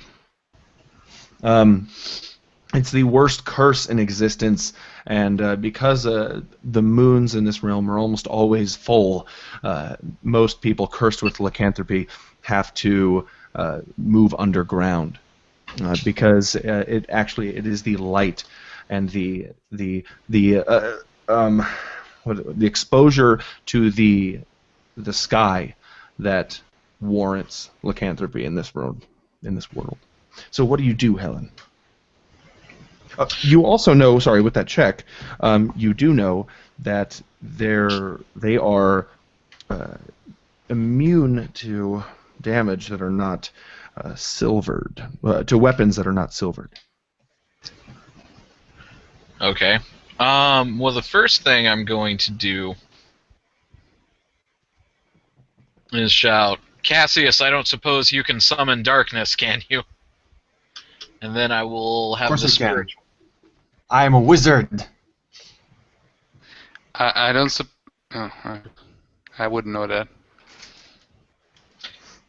I was imagining that he could maybe summon a cover over him and just that fall. Nice. I'll have the spiritual weapon strike him. Do it. No, that's a hit. Or that's a roll, I guess I should say. I can't declare it a hit. That's 23. That's a hit. And that is 6 points of radiant damage. Rad. Nice. And he bites that bullet hard, and I am then going to with my actual action, I'm going to call a Sacred Flame down on him. He needs to make a reflex saving throw against 14. Wait. Okay. Hold on. Yes, 14. Describe how that's happening. Basically, I'm just going to kind of tuck my mace back and call the magic words taught to me in my meditations by the voice of Pelor, and a bolt of solar fire comes down, seemingly out of a veil of nowhere, erupting across the creature's back. Excellent. And it does so, and he fails the save. Alright, that is another 6 points of radiant damage. Also, I put in the chat a picture that reminded me of Helen when she's using spiritual weapon. Nice. Oh my gosh, Mitch, that's porn. No. Well, it is Rule 63 technically. Is it Rule No! 63? I thought it was Rule 34 or something. 34 is the porn one, 63 is the gender bender one.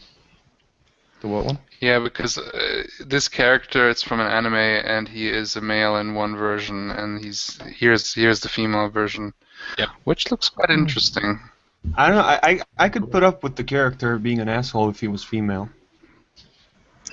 If he was female, yes. Okay. So the roar that emanates through the cavern, it actually there's a hint of a yelp in it. Fox. Okay. And lastly, we will go back to Cassius. Real quick, I have to clarify, that first 6 points of damage was force damage, not radiant. Is it safe to say you used the force? What What it just had to happen. Yeah, it did. I was like, oh, is he going to say it? Yeah, I'm going to say it. Well, I've been using nothing but blunt force trauma to him this entire Praise time. the force. Nice. Raise it. May the force be with you, Praise the force. young paladin. You should have brought Dolgren's pet, then you would have the Dragon Force. Oh. I knew that was going to be the reaction before I said it. Well, When it comes, well, to be fair, the werewolf is going through the fire and the flame. I knew you were going to say that. I was, oh yeah. Okay. Now, This conversation has been determined by destiny. We shall go forward in accordance with the prophecy. you're up, Cassius. We're on a mission from God. Wait, before the werewolf? Yep, that last one was a surprise round, and now you are up again, yes, before the werewolf. Interesting. Creature. Is there only one opening for the moon? No, there are many all along the ceiling. Tiny little holes that are just letting droplets of light through, maybe hundreds of them. Okay, cool. I mean, I could still cast darkness right over him or on him, but I don't want to I don't want to do that because Cassius doesn't really know that's probably a good course of action, and I don't want to do that. So, well, hold on, Helen recommended that, so it depends Yeah, on but- how much Well, knowledge to be Helen fair, imparted. all I did was ask if he could. yeah. And yeah. So you want to roll to see if Cassius listens? Nope. Cassius. He doesn't even get a roll. Cassius does not. He's not that. Well, he listened. It's whether or not he extrapolates that information into a command. Yeah. He's not good with people. he's not We a people person. He might be a multiple people person. I think he's not good with sanity. He's not a sanity person. Yes. So, Cassius, at this point, I'd just like to make a note that his magic armor is shining brightly and probably fascinating the onlookers. And he's going to look at the werewolf right in the eyes and say, "You're not the challenge. I am the challenge." And then he is going to cast Witch Bolt. That's pretty badass. You locked in here with me. Yep. Rorschach, yeah. And that is 16 to hit. That is. Wait, is that actually a save or is it a hit? Hang on. What's the spell? Witch Bolt. I don't know which bolt. You tell me. Just a moment. Although I actually call the spell polarization. It's your bolt, bro. You tell me which one. It's your bolt, bro. Bruh. It's a ranged spell Range attack. attack roll, yeah. So Excellent. that's Then a it is- 16. that is an attack, and a yes, it's an attack. That is a hit. Wow, that is Nice. a really good spell. Yes, it is. Only usable against one opponent, though. That is 8 damage. But firstly, Cassius is going to in his shining armor, sparks flying off everywhere. He's going to strike a heroic pose, and and he's going to look the werewolf straight in the eyes, and 2 streams of lightning are actually going to connect from his eyes to the werewolf's, searing pain through his head. Okay, awesome. Cassius, yours is the lightning that will pierce the heavens. We've all grown accustomed to saying after Fox says anything. No, I laughed. That was good. Oh shit! I like your jokes, Fox. I was just kidding. Oh no, it's fine. I cannot properly convey the sarcasm through a microphone with this face that you're looking at right now. It's how I operate. Everybody starts out groaning, and then by the time I'm done, they're all making stupid puns also. I know you have infected us. Damn. Why did the Basilisk or Medusa lose the staring contest? Because her opponents were always stoned. Oh, There we go. Nice. What was the shortest meeting ever? When Medusa shaked hands with King Midas. Well, King Midas is the golden touch, so. Yeah. I got it. It's pretty I good. like that. What was the damage, Cassius? 8, I believe. 8. Oh, okay, lightning see, I didn't hear damage. that, so I've been waiting for that. Sorry. my It's actually bad. natural lightning. You don't have to do your GM magic. That is perfect. That's a super good spell. That's rad. This extremely weak and torn-looking creature, blood streaming down its body. Its eyes, once fixated on Cassius, have now been unbroken with Helen de Lotier, growling and staring at you. He reaches up with a large, bulging, muscled arm and strikes down with his claw. And that is a 20 to hit. That'll hit me Okay. as I, put my foot back and bring my shield up to brace against it. Nice. That will do a total of 7 slashing damage as these claws tear through your flesh. All right. And then almost immediately after, in one fluid motion... Did you say 7? Yes. Sorry, I didn't mean to interrupt you. No worries. His jaws open up as swift as a reverse bear trap, and then moves down over your shoulder to try to pierce your armor and bite you with his immense jaws. And that is a natural 20. If you'd like, I'll turn the camera on to show you. I believe you. Okay. So that would be 1d8 plus 2 is the damage. If you go by book, it's 2d8 plus 2 in a crit, but I don't know how exactly you're handling crits. 2d8 plus 2. But I was saying it's 1d8 plus 2, and then I just rolled the damage die again. That is 14 damage, Helen. I am down. I am down. Okay. You hear Helen kind of begin to let out a scream, but you feel the jaws puncture in through your ribs, cracking ribs, puncturing into your lungs, and a gurgling sound emanates from your throat as a single drop of blood trickles down your cheek, and he removes his jaws, tearing out a chunk of flesh, and I need you to please roll a Constitution saving throw, DC 12. I have a 5. That's larger than 12 if we turn the chart upside down, right? Like some inspiration?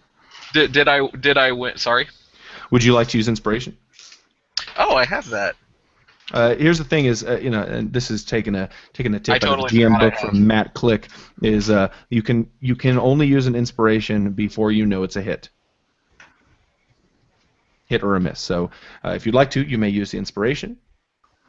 Can you only use inspiration once you know it's a hit or a miss? No, I'm saying before that moment.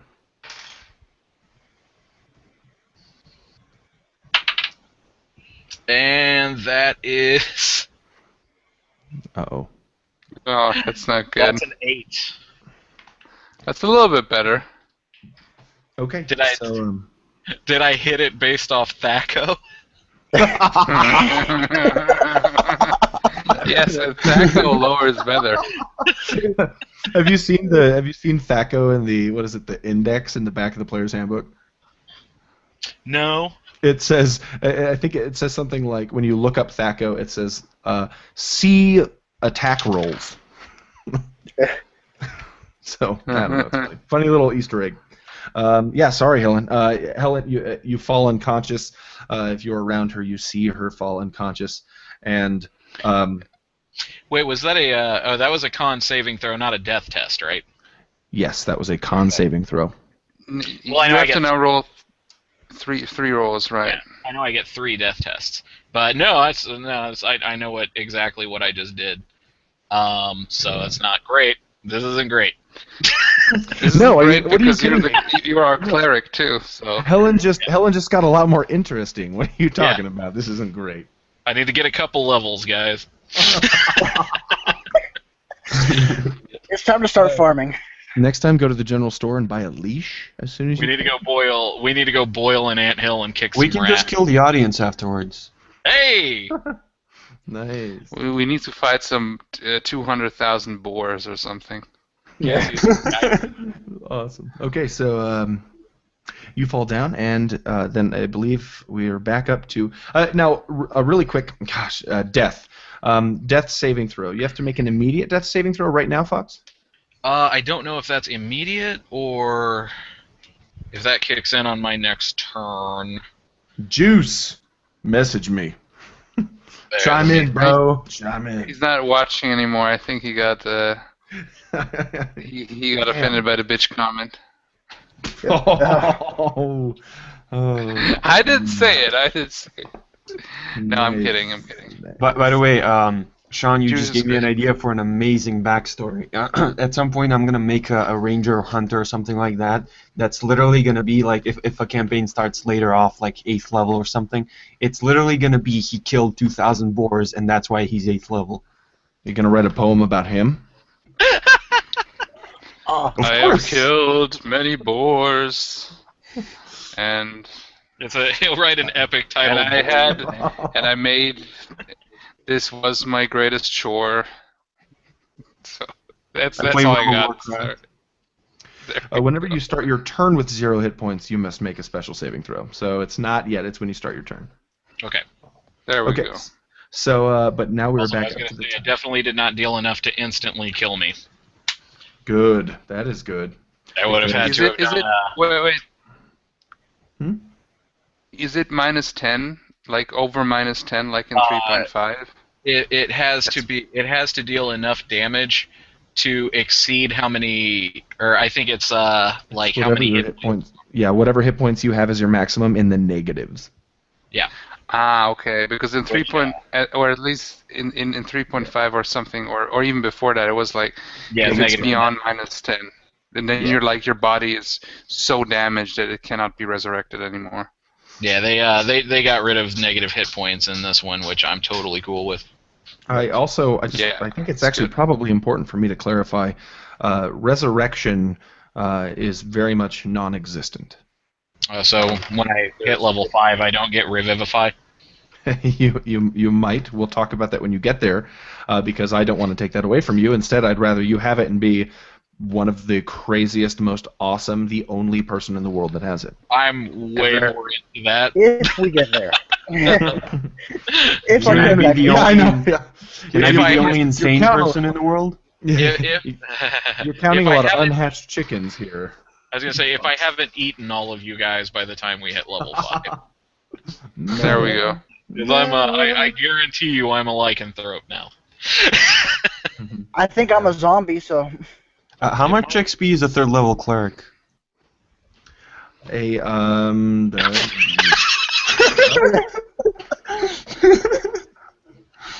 Oh, I get it. Okay. Oh man, you're bad, Solo. You're bad. Whose turn is it? let's house roll here. Garthor, Half the amount of XP he currently Garthor, it's your owns. turn. You just saw this creature, this beast, tear into Helen, and Helen is gasped and fallen unconscious. I just say no, and I swing my sword again, trying to get the beast's attention. I did it, Adrian! Slash. Did it, Adrian! Hey, what happened to those Um, kids? I rolled a 15 and I add 5, so it's 20. A glorious hit. Solar, I A think glorious hit we for sent the justice. Oh, I know who you're talking about. Yeah, what did happen to those kids? What are you talking about? The 2 kids that that saw Garthor fuck starting zombies. Yeah, I know. You will discover what happened to those kids. Oh. I think they joined the cast of Stand By Me. I hope But they the didn't one die because I was. where the corpse stands up and it's a zombie. I don't know, whatever. Let me roll the damage rather, because I'm pretty sure that hits. Or does it hit? I'm sorry. Yeah, it I don't wanna- hit. Sorry, I don't want to assume. No, the thing about this creature is it's so large, it's difficult not to hit. Okay, I rolled a 1, re-rolling it. So I rolled a 3, 8. Plus 3, that's a 11. You have seen this creature. You've watched it transform. You've seen it weep. You've seen it yelp. You've seen it roar. You've seen it grow into a beast. Tell me now, Garthor, how do you feel it?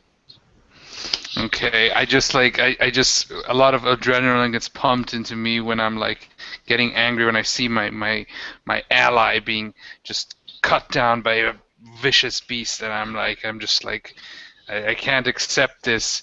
And what I do is I just yell, and then what I do is just I stab it in the neck, and I take its head and I just like pull it in even closer, and I just bite into it, and then when I just turn the blade and then I just tear off the head, and I just like bathe in the blood, and it's just do a roar like no, and then I throw away the head. You after And you then I do awake after a while I awake out of the adrenaline, almost close to berserk rush. But you're not a barbarian.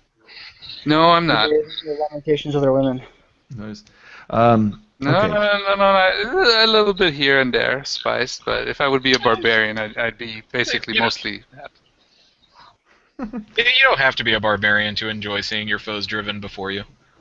Yeah. Exactly. And time, no matter what my class. ally just got like felled, so Nice. potentially. Okay, maybe so we can stop that. well, Helen,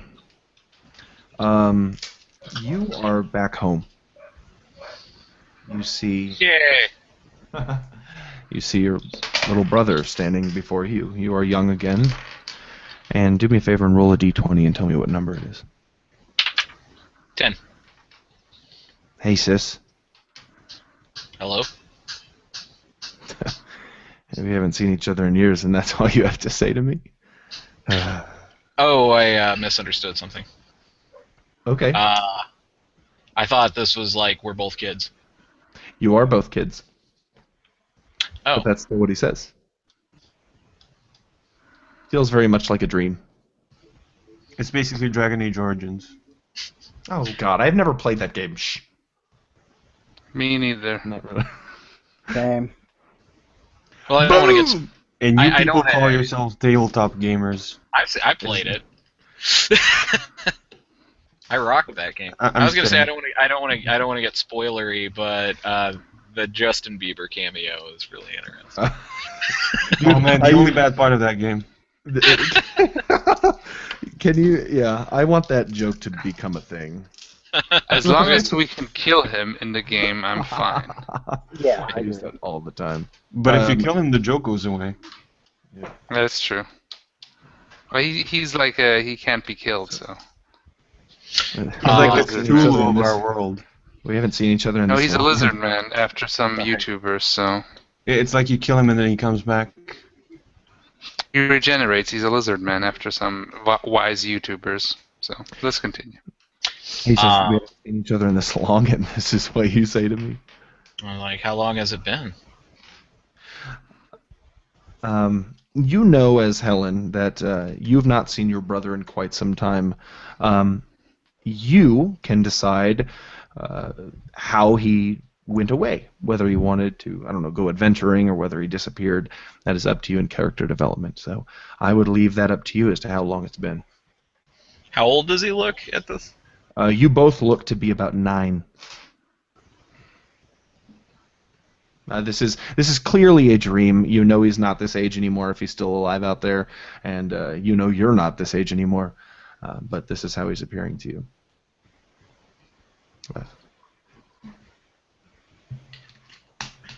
Like, what's become of you? Like, I haven't seen you since you were arrested. Oh man, that town guard. the way Winslow tried to handcuff me with leather straps. Oh man, what a silly man. Go ahead and roll a d20, Helen. 10. Again? It's time for you to go back, though. I'm not your brother. Like, I didn't think this was real. No, it's just in your head. But here's the thing. Do you know what happened to him? Helen, I'm you. And you're asleep right now, and pretty soon you're going to wake up and your entire world is going to change, and that's okay.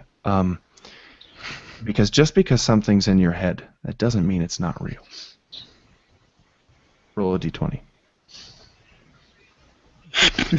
I like the way that came out. I just imagined that's what she said. That's what he says is like, roll a d20. Roll a d20, sis.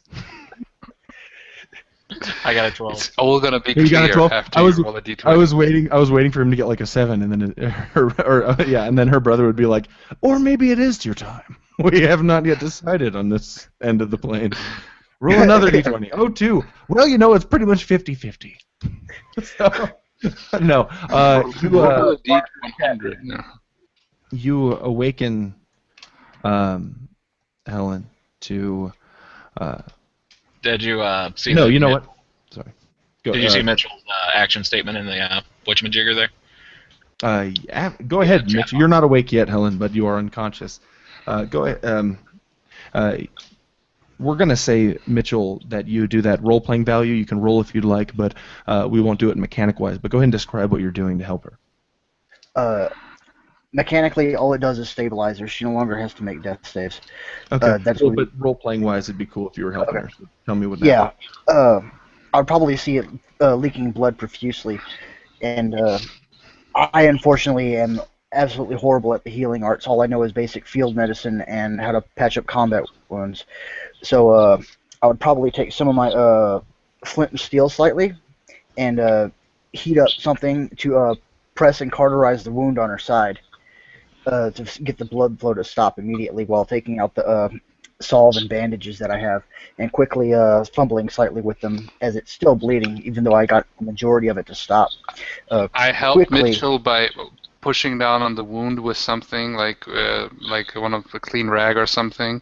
So she, and then Mitchell comes there and does that because somebody would have to push down on the wound, so it wouldn't at least. It would slow the bleeding. What do you use to cauterize the wound, Mitchell? Does Yasha heat a blade in one of the solid torches in the wall, or? Yeah, I probably would. If not, I have some flint and steel and stuff that I can use. Or if you want me to be really creative with this, use my final key point to heat up my blade supernaturally. Well, whatever you feel you would do and be able to do. I would probably use my key to heat up the blade. Since it's a actual life energy, I probably feel it would be less likely to incredibly hurt Helen, as it's life energy. So it would probably also dissipate easier and cause less damage to the wound whenever I actually press it against it. And basically make quick passes over it to quickly cauterize it. I know this is probably going to scar horribly, but would you like to do this like you're controlling your key to heat up the blade, or are you just so worried about Helen and so frustrated that all of a sudden this blade is superheated because your key is flowing through you without you even realizing it? You just put the knife between your hands and do this. What is it? Which of the two? It's magic. it's more along the because we're in a high combat situation. Just a moment ago, I'm probably insanely focused with my body and pumping adrenaline like nobody's business. Okay. So it probably looks to me kind of slow motion. It would probably be very fine tuned. I'm doing this basically because my character embodies speed and control instead of power and control. Okay. Love that much. You're standing at the leftmost arch of the Lone Wolf Monastery, and you're about to leave. You got your pack on, and your master's standing there, and he says, "Yasha, just one more thing. You're the only person that passed the test." And you know that he's referring to the fairy. You're the only one that did it. And everyone else was just looking for the next meal and thinking she was a rabbit. Attempted to take her life until she showed her true power. But your control, while it benefits you, is occasionally a hindrance. Don't be afraid of losing control. Don't be afraid of anything. And he kind of pats you on the shoulder and wishes you well. Would you like to say anything before we get back to real life? Yeah. Fake real life? Yeah. Or is it just fantasy?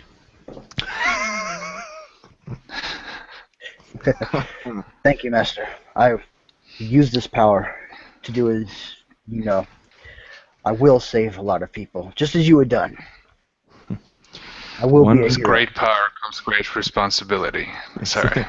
He says, no, it's perfect. He says, the life of one friend can be worth as many as 1,000 unknowns. Enjoy life over anything else, and good luck to you. I got the perfect quote that I can use for him, if you don't mind me. Do it, please. Remember, my boy, this world is full of things that can kill you. Enjoy life. Eat good food and fight. Drink fine wine and fight. And make sure to bed fine women. Hell, fight fine women. This world is yours. Now go and do what you must. I've been role-playing him wrong the entire time. And hear the lamentations of the women. Fight some fine women. And as the class of 76 looks forward to the years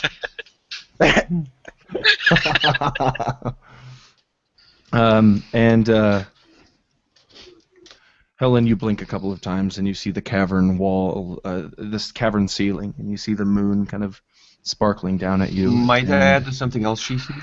Yeah, for sure. This whole time while they've been trying to fix her, Cassius has been keeping the stream of lightning going to the werewolf's corpse, and he's been slowly walking towards the corpse, screaming, "Already dead, Darakas? You are nothing! One day I'll bring your ruin, all of your kin!" And that's Excellent. what he's. I look at Cassius and I'm just saying, I'm like, I pick up his head and I show it to Cassius. He's dead, and then I drop it in front of him. He sure is. Cassius grins, and then I'm the saying, stream fades away. I'm not saying it happily. I'm like, let's be sure she won't die as well. as I open my eyes, I cough blood and take a strained breath and say, "Is someone cooking bacon?" Nice. You don't want to know, Helen. Though I After do you pass through my water skin. Nice. As you take a drink, Helen, you all hear the sound as the steel or the iron doors are raised, and behind it is standing many awestruck hobgoblins. Now, would you allow me for a moment something that you should not take seriously, but just something that I would really like to say? Sure, out of character or fake in character? Fake in character. Yeah, for sure. All right, you filthy goblins, listen here. I'm Cassius the Mage. See this? Cassius lifts up his orb. This is my boom glass. Now I swear, the next one of you assholes even touches me, the orb pulses electricity. Now, let's talk about getting us out of this island. Shop smart. Shop S-smart. Nice. Hail to the king, baby. What was that quote from Pulp Fiction? I'm in a transit. I was gonna kill you, motherfuckers, but I'm in a transitional stage of my life. Transitional time. They're all staring at Garthor, awestruck at his muscular frame and his werewolf blood-covered sword, and just in awe. What do you do, Garthor, when you see these faces on you, standing at the door? I just say, you will do what we say now. Do me a favor, Garthor, and roll persuasion or intimidate. And I have advantage. intimidation. I have intimidation. So I have proficiency +2, right? So that didn't get bigger in third. No, it's it's in always the level 3. It goes up to +3 at 5. Mm-hmm. Right, cool. So I get basically +2 to my roll. And Okay. do I... And you have advantage. Right, intimidation. And I rolled a 15 +2 is 17. And roll a second roll, and just to see if it gets higher. Okay. Because of the advantage. I rolled a 12. Okay, so we'll go with the 17. Garthor, Right. the hobgoblins, many rust-colored and many pale-colored, and in the back there seems to be some that are very red-colored, and they all kneel. And you begin to see that this massive cavern in the background, just filled with hundreds and hundreds and hundreds of hobgoblins kneeling to you. And the person in the front says, "Sir, the Moonshadow clan is at your service." I take the head of the werewolf, I stick it on the tip of my sword, then I lift the sword up and I just start roaring like, "Ah!" And then I take it down and I'm saying, and then I take off the head and I'm saying, "Wear you well." Okay. You will first off, you will bring your best healers and help this woman survive. And immediately those in the front stand and they rush to her and they say, "She will receive our best care, my lord." And they pick her up. If And, your Garthor is friends as close well. enough, Mm-hmm. is Garthor close enough for me to reach? Sure. I'll be close by. I'll be close enough. I'm making sure. I'm gonna walk with them. I don't trust these hobgoblins yet. So As you say that, I reach out and grab you weakly grab your pant leg and say, "They're hostages first." hostages. Okay. They're But sacrifices. yeah. Okay. And I look at the hobgoblins. You should release all the hostages. Hostages. The ones you plan to sacrifice. Aren't there any? He gives you a grim look. There haven't been many in ages, my lord. It has been difficult gaining new stock. And he's, depending on whether or not your face grimaces at that word, he might do something else. I'm grimacing very much, and I'm saying, we won't do this anymore. And are there any hostages, alive ones? My apologies, my lord, but no. You better not to be lying to me. Anyone else who actually pass that nature check. I think it was Mitchell who did. Yasha would know that he wasn't lying to you because this is unheard of. Well, no, it's not unheard of. Garthor is now the leader of these tribes, according to Hobgoblin nature, and they all stand and are off to the dungeons, perhaps to start anew. I would ask for Mitchell and Solar. Solar, you are role-playing. Is that Kellen or Aaron? Aaron. Aaron. You're kind of thumping down the cave and splashing and this water around of the creek that you've been running down for quite some time. And it's been about maybe an hour since you stopped hearing the yelling, and you hear a psst. What's your name? And it's Kellen that hears it first. That's you, Mitchell. Okay. Aaron is so caught up with running down this cavern path that he hasn't heard it. I'd probably start slowing down, looking around me. Probably, I'm human though, right? Yes, both of you. Okay, and I don't have dark vision, so I'm probably not able to see very good in this cavern. And just swinging my head around, looking for this voice. You look and you see a little boy about your age, maybe a couple years older, dark hair, not groomed, curly. He says, "Psst, hey, what's your name?" And he looks like he's been in the wilderness for a while, kind of some scuffed cheeks, tattered clothing. But on the shoulder you do see a patch of home, a little bit of home where you came from, Outpost Archie, because you are both Durakus. I'm Kellen. Dude, what are you doing in here? We gotta go. It's like, I think I saw a zombie or whatever the hell those things were. I don't think you saw zombies. Oh, I thought we because hold on. No. Actually, let's run with it. Let's run with it. He says, I saw them too. They're all over the surface nowadays, but it's okay. My name's Roderick. Follow me. It'll be safe down here. And he calls you forward to lead you further into the dark cavern. Harry was a supermodel for a while in the 70s. And that's where we'll pick up next week. It's pretty cool. Just when it's like getting interesting.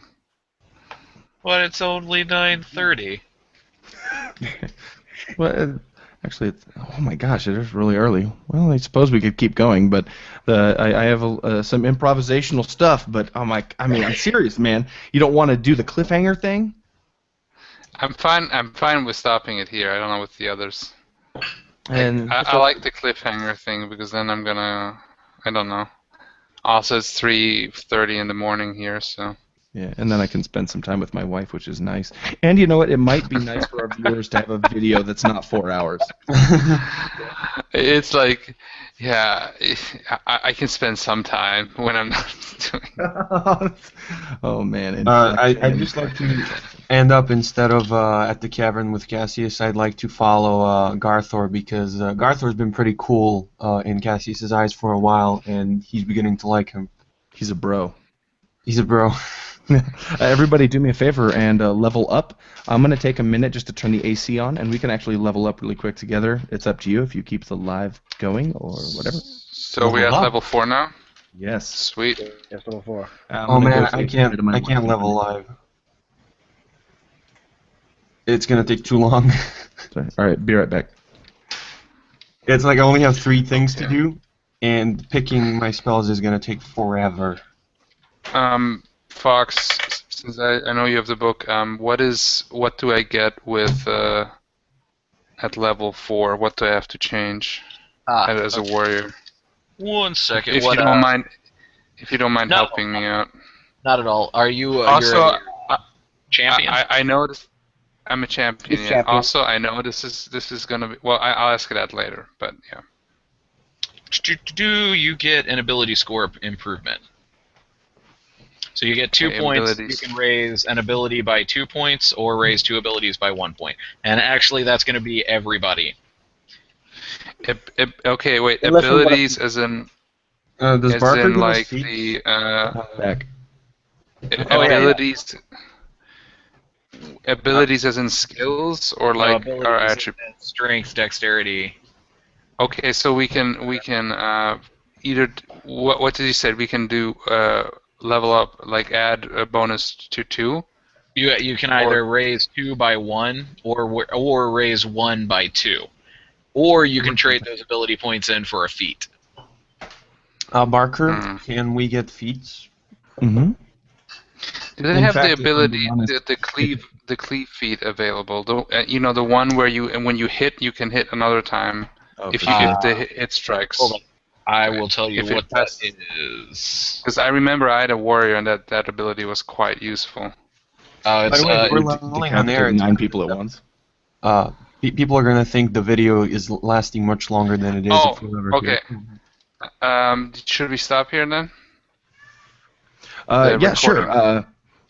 Thank you very much to the Gaming Beast, your very gaming beast, whose channel you are watching right now. My name is Barker from Be a Better Game Master, and one by one, let's introduce our channels and say "Das Vidanya" to the local viewers around here. Fox. Oh, you want me to go first? Yeah. Okay. Well, I'm Fox Winter, and I travel around the country lighting fires like big lighters. Search the prime material plane, you won't find anybody tighter. I'm a spell sword prestige wizard multi-class fighter, original game banger, and hard rhyme reciter. Next. How long ago did you write that? You couldn't see it on the thing, but that was a mic I dropped. Now I have to make up something. I'm sure you will for some other character in some other game. I don't know, like 5 years, but Oh, nice. I like I just thought about it. Nice. Garthor, or no, well, actually, since it's your channel, we'll do you last. Sola. You know, actually, I think I'll write something for a dream that Cassius might have, but only because you keep pressuring me. I It's know. supposed to be natural. Peer pressure, peer pressure. It's supposed to be natural, not forced. It's not cool when it's forced. Marker. I'm just kidding. I was gonna do that anyway, but. All right. No, it's all good. So I'm Solar. You can search for me on YouTube by just typing the Solar or YouTube.com/Solar Official. I have some creative ideas that you might enjoy, especially if you're a GM. Hopefully, I'll have some cool stuff for PCs as well. It's pretty much it. Some poems, I guess. I only have one so far, so it's okay. It's an okay channel. I actually think it's a pretty cool channel, and he has a lot of cool stuff about different ways to think about things. I am under the impression that when we get older, we lose something that we had when we were younger, just the ability to not limit our own imaginations, and I am incredibly envious of Solar that he apparently has not lost that. So I highly recommend watching his videos on taverns and just different ways to think about things, because it's dope, bro. Cool. Mitchell. Alright, hey everybody, I'm Tinho Mitchell, commander of the Heavenly Army, possessor of the Blade Works. My body is made of steel and my blood is fire. I do role-playing videos and stuff like that, reviews on classes and system I've played in. What, man? We all need, like, tag rhymes, like hip-hop battles. Well, it's to actually the close whole poem. Steel is my body and fire is my blood. I withstood pain to create many weapons, unknown to death nor known to life. Nice. That's rad. Okay, cool, yeah. And lastly, your own gaming beast. Yo, I'm your one and only gaming beast, and that's all I got because I cannot rap worth shit. So We're gonna have a if you're watching this, you know where my channel is, Gaming Beast 82. So as I said, I'm just a cracker, yo. I can't rap, so But I got a lot of yeast. Your gaming beast. I do like to write. There you go. I got a lot of yeast for the gaming beast. There we go. That goes into the beer, which will be right here, and then you will check it out in the gloom for the Death Mug of Doom. So, yeah. Well, That's a really kind cool of. mug. Yeah, dude. Yeah, it is the Death Mug of Doom. So here we go. Nice. That is canon in the Gaming Beast canon Bible. So yeah, okay. So that's it, right? Any last words? Wow. Talk to you later, guys. It was This great. is unexpected. Bye bye. Yeah. Bye bye. Bye bye.